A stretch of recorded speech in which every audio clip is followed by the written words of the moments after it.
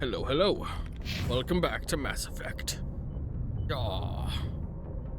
Aw.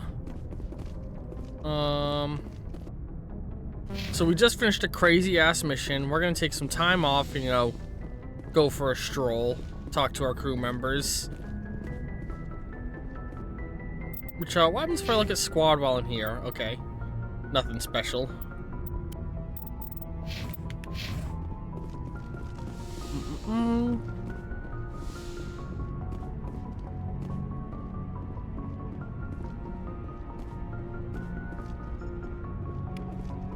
Cool. Yes, Commander. No new dialogue with them.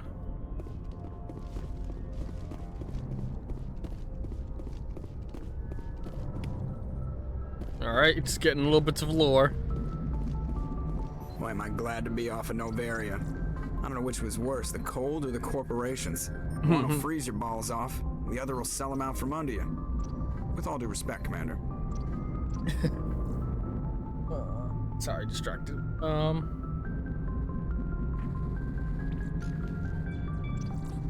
Man. Hang on, I just want to talk. I like to know my crew. Mind if I ask you a few questions? I can see where this is going. You won top of my class in flight school? I earned... What are you talking... Okay, even put the Normandy in my hands and I'll make... I have to go. Alright, see you. Man, I'm upset that there's not new dialogue now that I've gone on my first quest with the crew members. Cool, more Codex stuff. I'm hoping at least the crew members that I do missions with will have shit to say.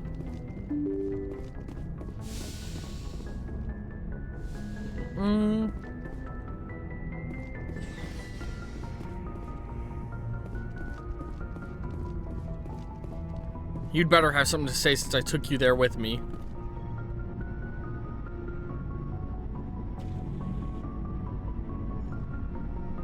Commander, do you have a minute? I always make time for my officers.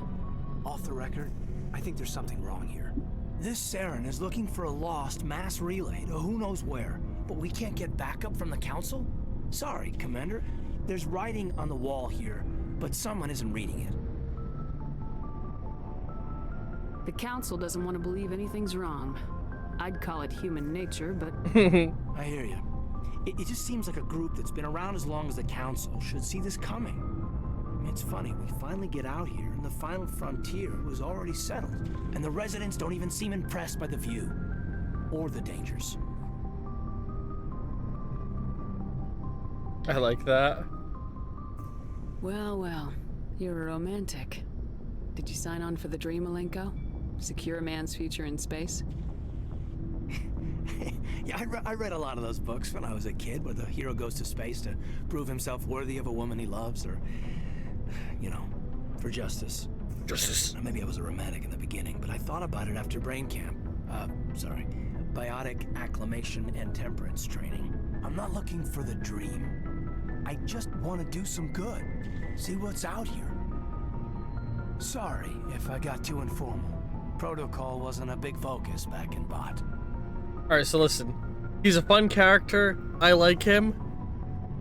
If you romance this guy, you're the most boring vanilla person in the goddamn world. I need to make that clear. He's standard white man number 4. Tell me about it.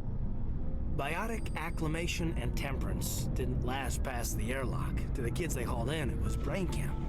Sorry, hauled in is unkind. We were encouraged to commit to an evaluation of our abilities so an understanding of biotics could be compiled. There are worse results of accidental exposure to element 0 in the womb. Beats the brain tumors some kids grew up with.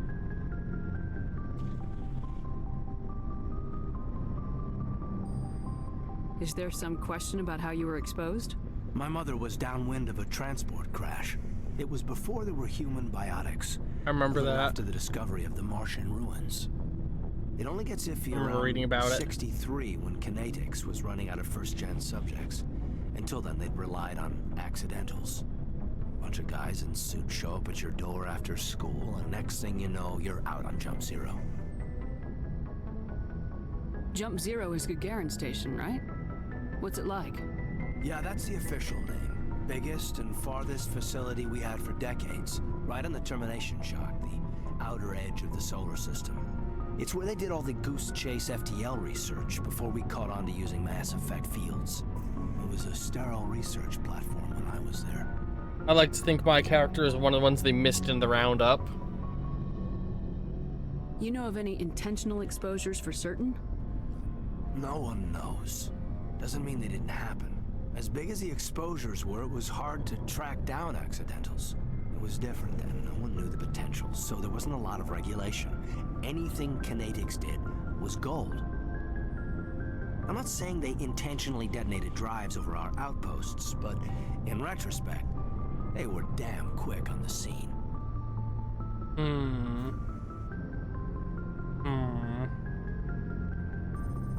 There were other kids in the same boat, right? At least you weren't alone out there. That's true. We did have a little circle that'd get together every night before lights out. We didn't have much to do, though. It was a research platform then, and Kinetics kept Jump Zero off the extranet to prevent leaks. Time to get physical. I'm gonna say time to talk You then. must have had plenty of time to get to know each other. Yeah, we'd sit around and bull every night after dinner, play cards or... Yeah, D network Club, I games. get it. There was this girl named Rana who had a little circle grow up around her. She was from Turkey. Her family was very rich. But she was smart and charming as hell. Beautiful. But not stuck up about it. Like you, I guess. Yeah. Sounds like she was special to you. She was. Maybe she felt the same. Dude's definitely hitting on me. Things never felt together. Training, you know. Jump Zero's a long way from home. What was it like? The grand gateway to humanity looks a lot better in the vids. Anyway, this was supposed to be a casual debrief, not a bull session about stuff that happened years ago.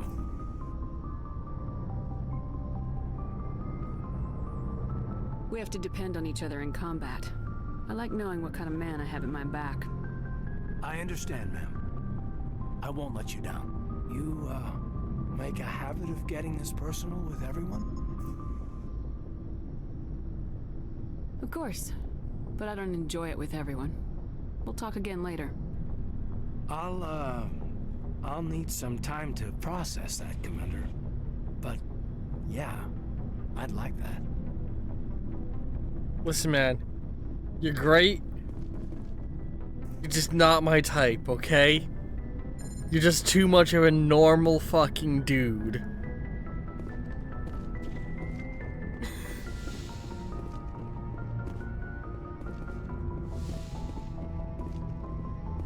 Man, you know, I was kind of hoping we'd get to see things pop up in here, in this room over time as the game went, but so far nothing's changed in it.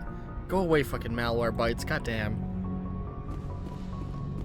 Getting fucking pop-ups for my fucking anti-malware shit. Oh, more stuff in my locker, cool. Oh yeah, nothing up here. You just taking some time to unwind, talk with the crew after all the crazy shit we dealt with. Do you have anything new to say? Yes, Commander? Is there something you need? Nope, I should okay. go. Goodbye, Commander. Why can't I get with the gilf? Let me fuck the doctor. You give a woman an accent and I get weak in the knees. Oh, hey. Where are you two? Ooh. Let's go down this way. Whee! Whee! Here we go. What's up, my homie? Commander, how are you? Why did you want to be a C-Sec officer in the first place? That's a good question. I'm sitting in the comments There were on the several mission. reasons, I guess. Like what? Probably the same as most officers. I wanted to fight injustice, wanted to help people. I guess my father had something to do with it too. He was CSAC, one of the best. I grew up hearing about his accomplishments or seeing his picture on the vids after a big arrest. He's taking my resignation pretty hard. He's not impressed that you're going after Saren? My father's a C-Sec man to the bone. Do things right or don't do them at all, he says. He thinks I'm being too rash, too impatient. He's worried I'll become just like Saren. He actually talked me out of becoming a Spectre when I was younger, for the same reasons. Damn, you're almost a Spectre? You were asked to be a Spectre. Well, I was targeted as a possible Spectre candidate, me and about 1,000 other Turian military recruits. I could have received special training, but my father didn't like it. He despises the Spectres. He hates the idea of someone having unlimited power I get it. with no accountability. He wouldn't like you, Commander. No offense. I suppose I can understand his concern. You can. But Saren's not going to play by our rules, C-Sec's rules. If you want to nail Saren, you need to send someone who isn't restricted Which by makes policies sense. and procedures. You're a quick learner, Garrus. We'll beat him at his own game. It's the only way to stop someone like him. I'm right behind you, Commander. You're... Hey, buddy. Shepard, what can I do for you? What's your story, Rex? There's no story. Go ask the Quarian if you want stories. You Krogans live for centuries. Don't tell me you haven't had a few interesting adventures. Well, there was this one time the Turians almost wiped out our entire race. That was fun. I heard about that. You know, they almost did the same to us. It's not the same. It seems pretty much the same to me. So your people were infected with a genetic mutation? An infection that makes only a few in 1,000 children survive birth? And I suppose it's destroying your entire species? I suppose it isn't all the same. I don't expect you to understand, but don't compare humanity's fate with the Krogan. Sorry, Rex. I wasn't trying to get you upset. Your ignorance doesn't upset me, Shepard. As for the Krogan, I gave up on them long ago. The genophage infected us, but it's not what's killing us. Are your people really dying? We're sure not getting any stronger. I want to give him a hug. Spread out. None of us are interested in staying in our own system.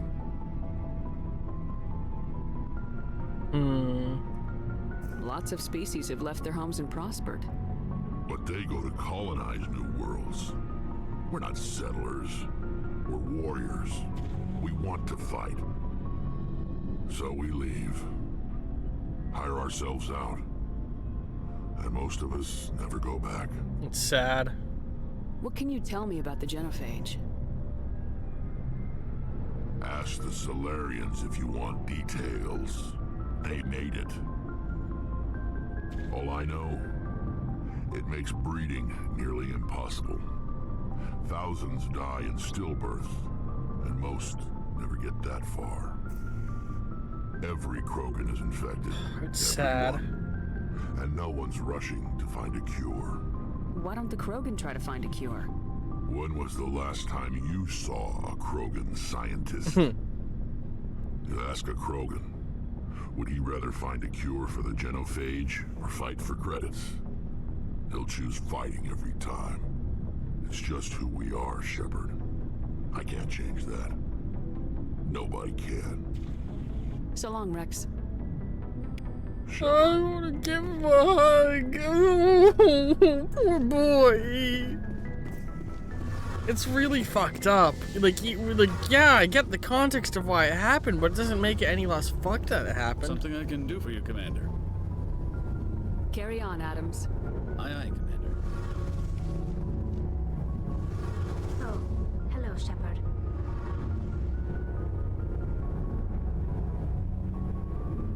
Are you okay? I don't know. Your ship is amazing, and your crew's been really great to me, especially your chief engineer. But I just sort of feel out of place. The Normandy runs so smooth, it feels like we're not even moving, and the engines are so quiet. How do you sleep at night? I get it. You'll get used to it. But it's more than just the silence. This ship feels so empty. It's like half the crew is missing. Back home, I couldn't wait to go on my pilgrimage. I couldn't wait to get away from the crowds. Now that I'm out here, I kind of miss them. Sounds like the pilgrimage isn't just about finding resources for the fleet. Maybe it's about teaching you to appreciate your people and culture. You're probably right. We Quarians spend our whole lives traveling, but really we never leave home. The pilgrimage has given me a whole new perspective on our culture. You know, there's always a few who go on their pilgrimages and never return. I always assumed something bad happened to them, but maybe they just wanted a different life.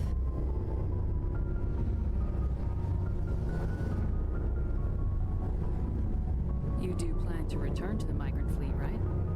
I could never abandon my people, Shepard. I will go back eventually, but we have to stop Saren first. Otherwise, I might not have a home to go back to. Tell me about your people. Our lives aren't deep. Okay, this is all stuff I've heard. We have had to... Like what? See you later. I like getting to know the crew. It's fun. I wonder how different that other mission would have been if we had the other chick with us. I kind of wish I had him on board with me on that mission, because I feel like he would have had some special dialogue. I swear I'm not trying to look at my character's ass, I'm just like moving my mouse. Alright, let's go ahead on up.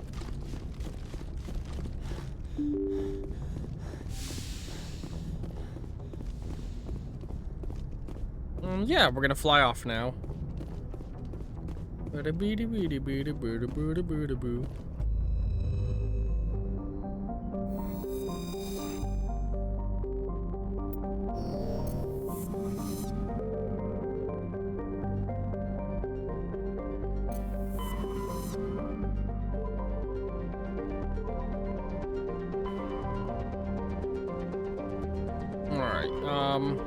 Oh god, I gotta look at my missions again. I don't have my notes I took previously. So that's an location somewhere in the Artemis Tau system.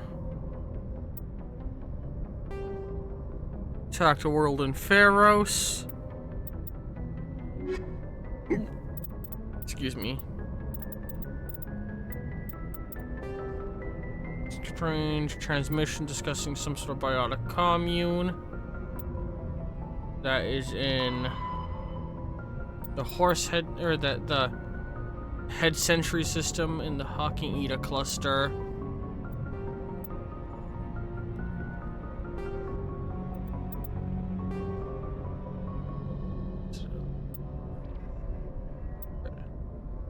Hydra system, the Argos cluster.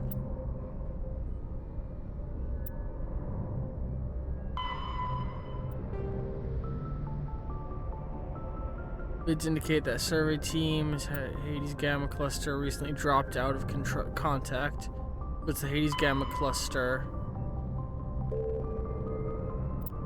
Okay.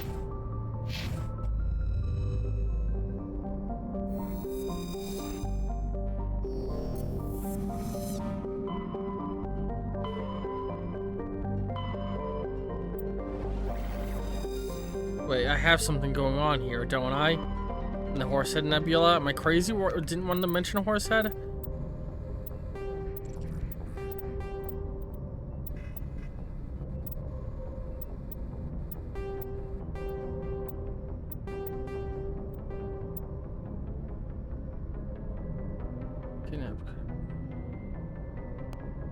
Derelict Fighter in the Fortuna system. Wait. Fanatical biotics in the Hades Gamma cluster have kidnapped the chairman of the parliament. When did I learn about this? New vids indicate survey team in the Hades Gamma cluster. Type of privateers.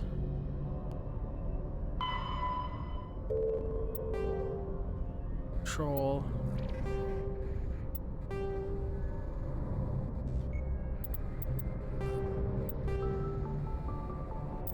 commune. Maybe not. Maybe I'm crazy. Just a planet. Just so much to navigate through. Alright, where am I going now?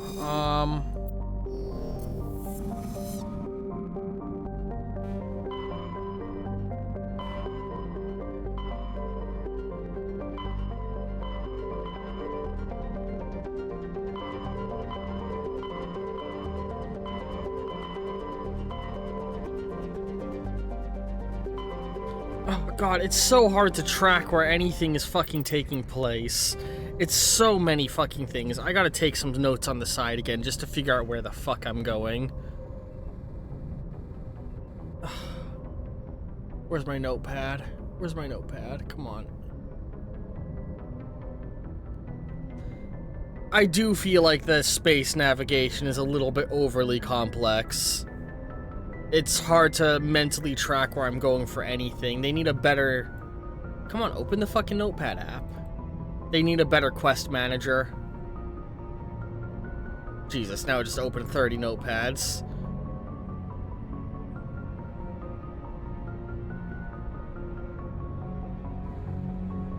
Alright, so... Let me take these, look at these notes again. So...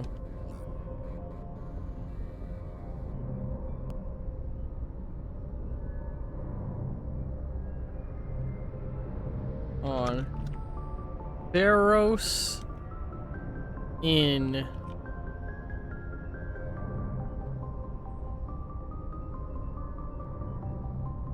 there's Pharos. Alright, just Pharos, wherever the fuck that is. Sorry.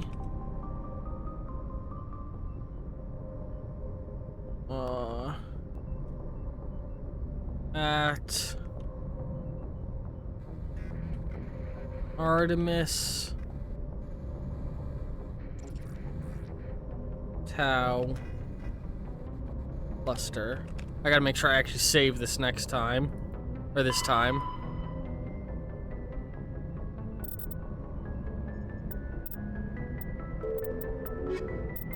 Oh god, it's so many. Biotic commune in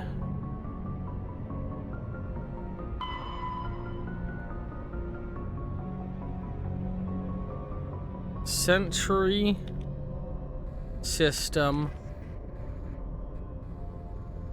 Hawking Eta Cluster.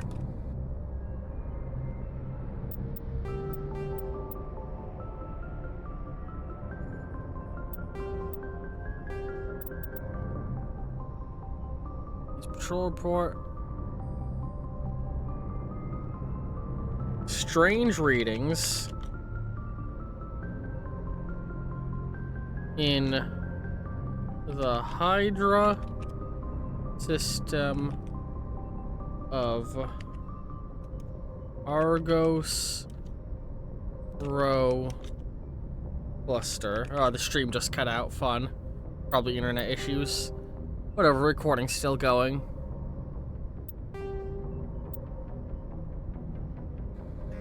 Missing survey team in Hades Gamma cluster.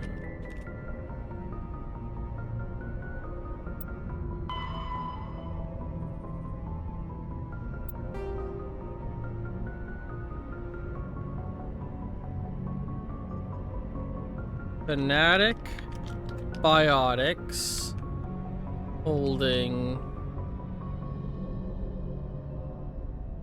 hostage in the Hades Gamma cluster. In Bar Inata system.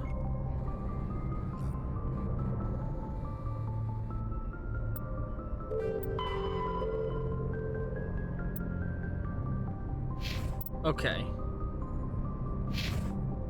So now I can try and use that to actually get something done.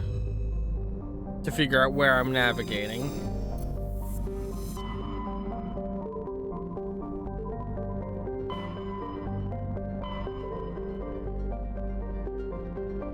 Nothing I have mentions the Exodus cluster. Asteroid X57. I don't know why that's marked up. So Pharos. What is that in my notes? That's where the Geth attack was. The dig site in Artemis Tau. That's where the other main mission is. I don't know why Asteroid X57 is marked up. Or the Exodus cluster in general. Argos Row. That's where the strange readings are. Gemini Sigma, I don't have any notes on that. Hades Gamma is where I can find both the missing survey team and the hostage group. So I want to start making my way there, because those feel like very big things to try and so that I'd want to be doing.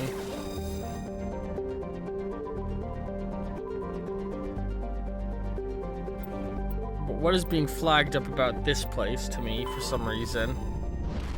Or is there something flagging up there?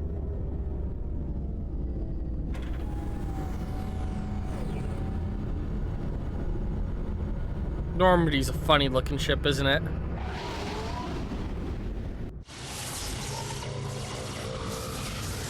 Whee! Commander, urgent message from Alliance Command coming in. Oh, Jesus. I'll patch it through. Shepard, this is Admiral Hackett from Alliance Command. We've got a situation here, and you're the only one that can handle it. What do you need, Admiral? There's an Alliance training ground where we test weapons and technology in live fire simulations. One of the VIs we use to simulate enemy tactics in the drills is no longer responding to our override commands. It's gone rogue.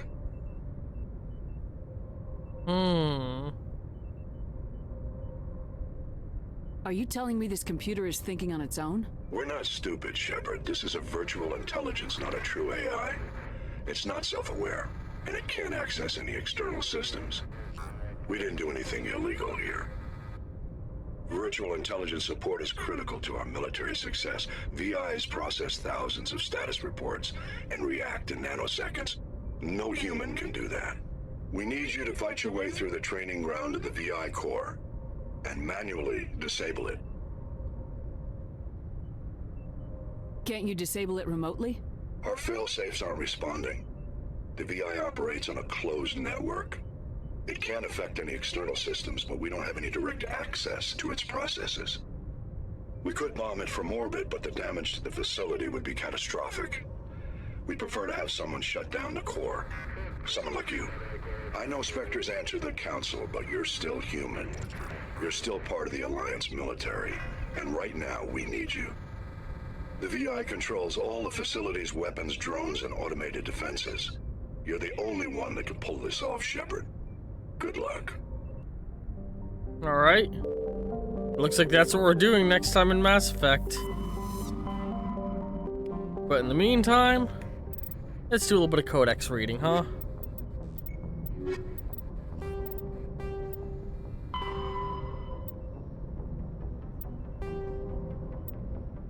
Turian culture. While Turians are individuals with personal desires, their instinct is to equate the self with the group, and set aside personal desires for the good of all. Turians are taught to have a strong sense of personal accountability, the Turian honor, and that other races find so remarkable. Turians are taught to own every decision they make, good or ill.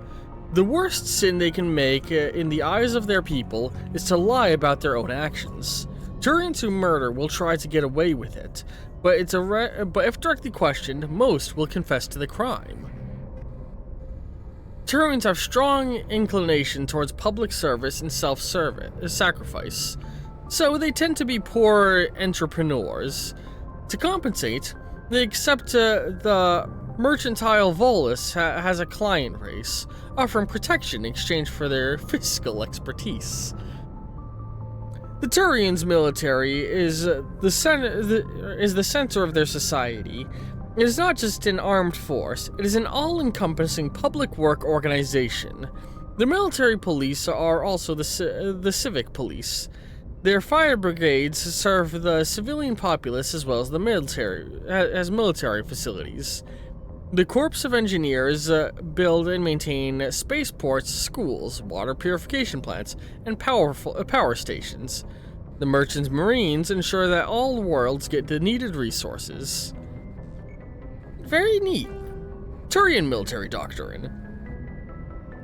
Although they lack the brutality of the Krogan, the skill of the Asari, or the virtuosity of the humans, the Turian military has formidable discipline. Officers and NCOs are lifers with years of field expertise. Enlisted personnel are thoroughly trained and stay calm under fire.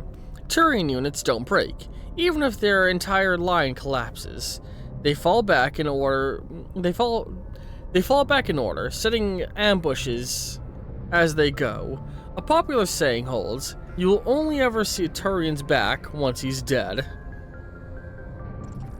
Boot camp begins on the 15th birthday. Soldiers receive a year of training before being assigned to the field unit. Officers train for even longer. Most serve until the age of 30, at which point they become part of the reserves. Even if they suffer injuries preventing frontline service, most do support work behind the lines. Biotics are uncommon. While admired for their exacting skills, biotic motives are not always fully trusted by common soldiers. The Turians prefer to assign their biotics to specialist teams called cabals. I feel like you could make a really fucking good Mass Effect RTS. I wonder if there's like a total conversion mod for Stellaris that makes it all Mass Effect races in Galaxy. I'd love to see that. Command and control is decentralized and flexible. Individual squads can call for artillery and air support.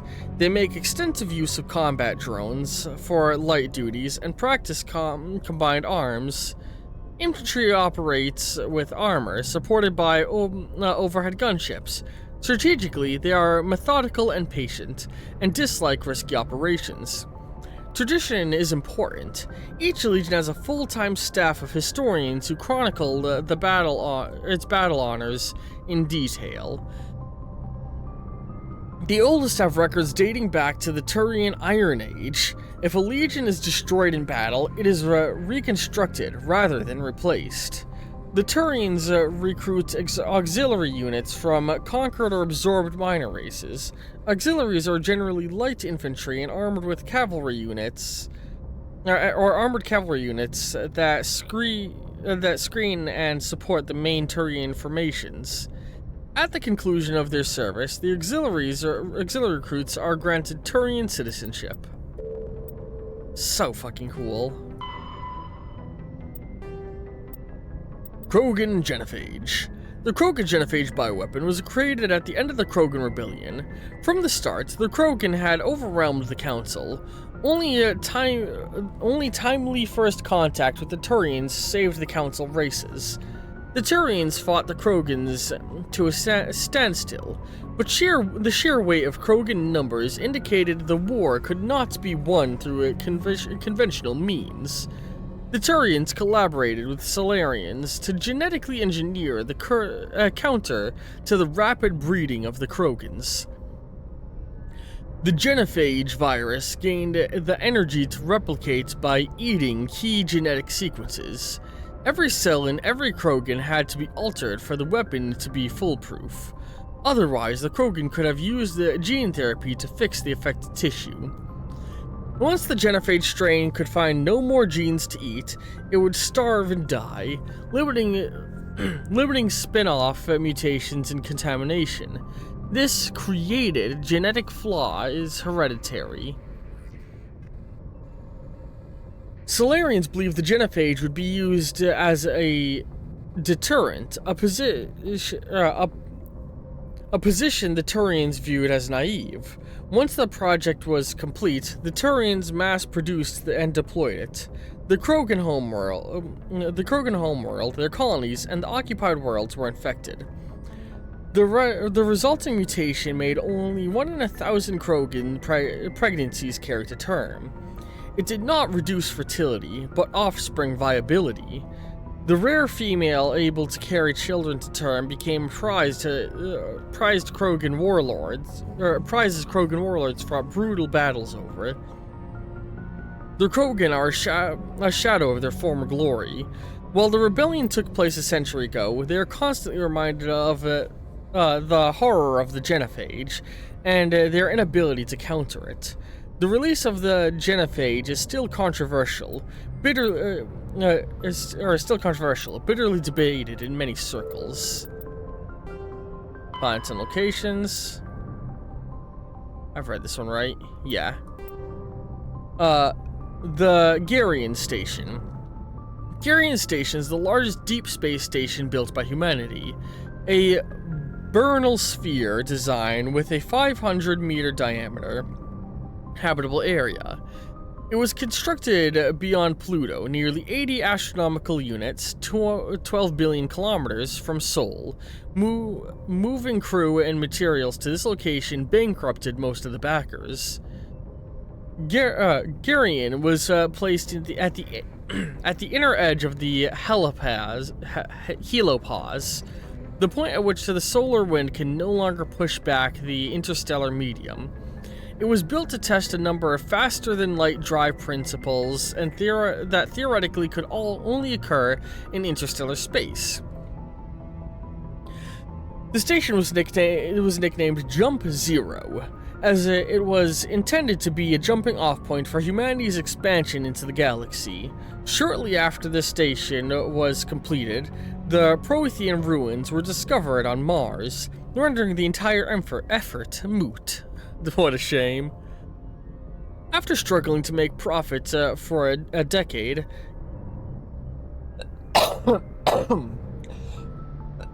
excuse me, Gagarin was sold to the System Alliance in 2159 for a fraction of its construction cost. The Alliance refurbished it as a research and training center for the recently discovered biotic phenomenon. In 2169, the Biotic Acclimation and Training Program was shut down, and the Garrigan became a general research facility. Its remote location and intentional isolation from the extranet makes it popular for dangerous research, particularly in the field of artificial intelligence. Humanity's first stable AI, the Alliance-sponsored ELIZA, achieved sapience at Gagarin in 2172. Today, Gagarin Station has a permanent population of approximately 9,000. A plan has been proposed to move it to the gravitationally stable Bry Center point between Pluto and the Charon Relay, allowing it to serve as a gateway facility between Sol and the Atreus system.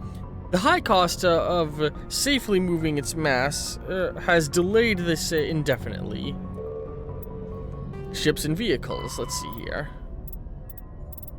FTL drive charge. As positive or negative electron current is passed through an FTL drive core, it acquires a static electric charge. Drives can operate on an average of 50 hours before they reach charge saturation. This charge this charge is proportional to the magnitude of mass reduction. A heavier or faster ship reaches saturation more quickly. If the charge is allowed to build, the core will... God, this is so close to the way I was writing ship ships to work in my sci-fi setting I was making. What did I just knock down? My phone. I just knocked my phone down.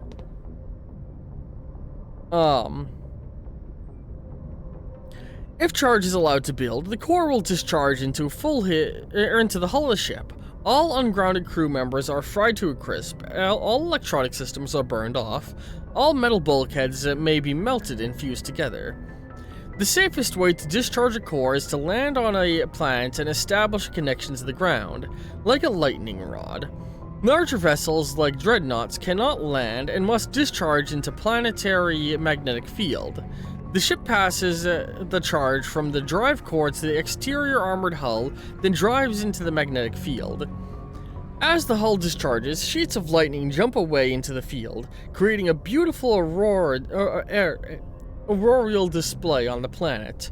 The ship must retract its sensors and weapons while dumping charge to prevent damage, leaving it blind and helpless. Discharging at a moon with a weak magnetic field can take days. Discharging into a powerful field of a gas giant may require less than an hour.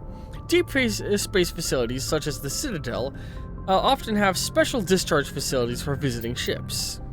Space combat. Combat endurance. The heat limits the length and intensity of ship-to-ship combat. Starships generate enormous heat when they fire high-energy weapons, performing maneuvering burns and run off onboard combat electronics. In combat, warships produce heat more quickly than they can disperse it. As heat builds within the vessel, the crewed space becomes increasingly uncomfortable. Before the heat reaches lethal levels, the ship must win or retreat by entering FTL. After an FTL run, the ship halts, shuts down non-essential systems, and activates the heat radiation gear. Combat endurance varies by ship design and by battle location. Battles in the deep cold of interstellar space can go on for some time. Engagements close to a star are brief. Since habitable worlds are usually close to a star, battles over them are frantic. Starship heat management. Dispersal of heat is generated by onboard systems is a crucial issue for ships. If it cannot deal with heat, the crew may be cooked within the hull. Radiation is the only way to shed the heat in a vacuum. Civilian vessels utilize large, fragile radiator panels that are impossible to armor.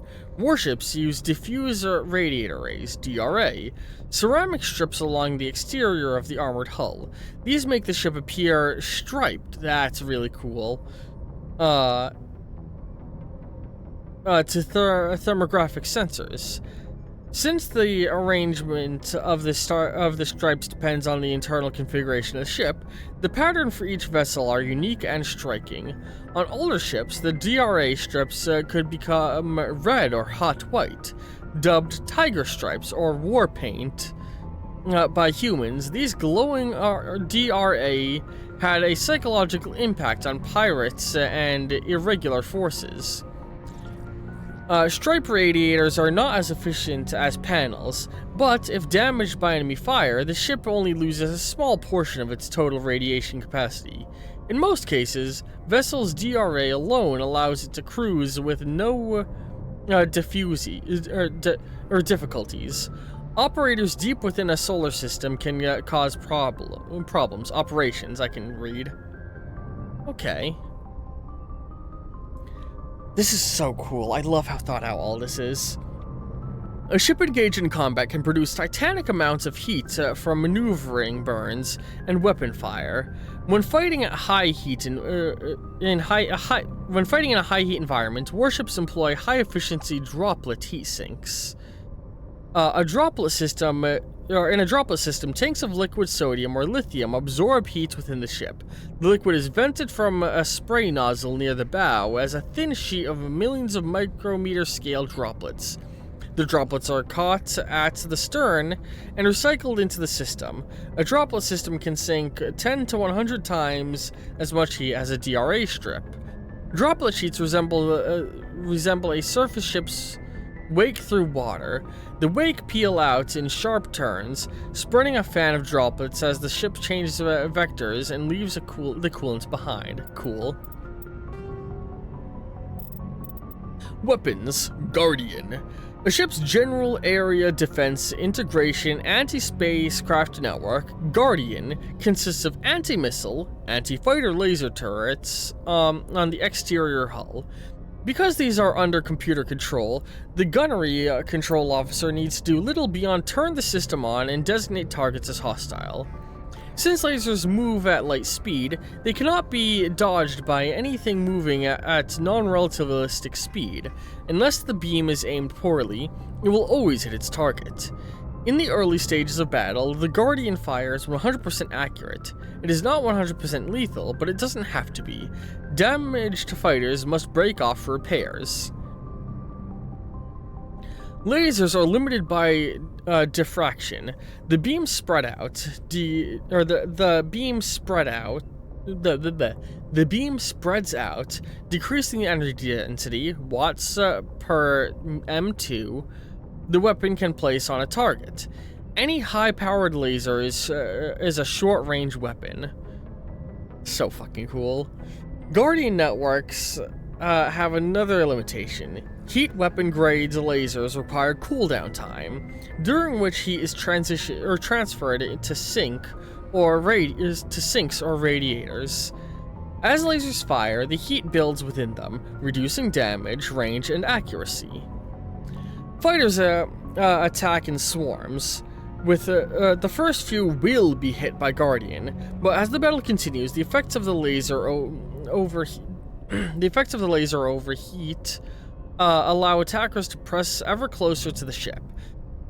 Constant use will burn out the lasers. God, I'm struggling to read the longer I go with this. Guardian lasers typically operate in infrared frequencies. Shorter frequencies would offer superior stopping power and range, but degradation of focal arrays and mirrors would make them expensive to maintain. Most prefer mechanical reliability over bleeding-edge performance where lives are concerned. Okay.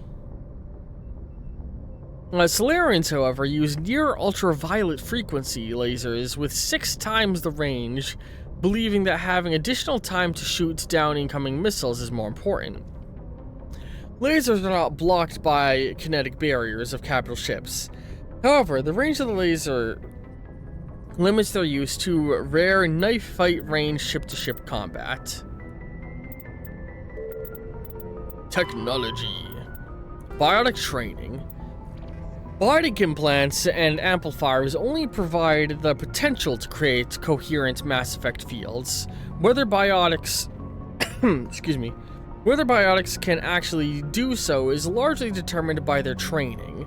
Biotics must develop conscious control over their nervous system, sending specific electrical impulses to the element 0 nodules embedded in their nerves. They are taught to use their implants and amps with biofeedback devices and physical mnemonics.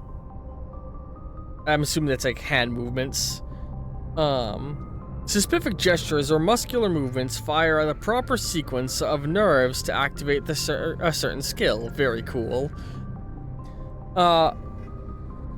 Conatix Industries pioneered biotic training with biotic acclimation and temperature training program. Although BAT did not achieve the desired results, many techniques taught are still used today. Many humans think tanks are trying to develop some form of biotic super soldier. Most are benign efforts to create more flexible troops.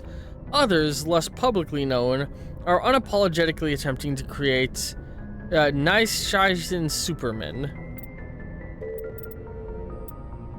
Very cool. Alright, well.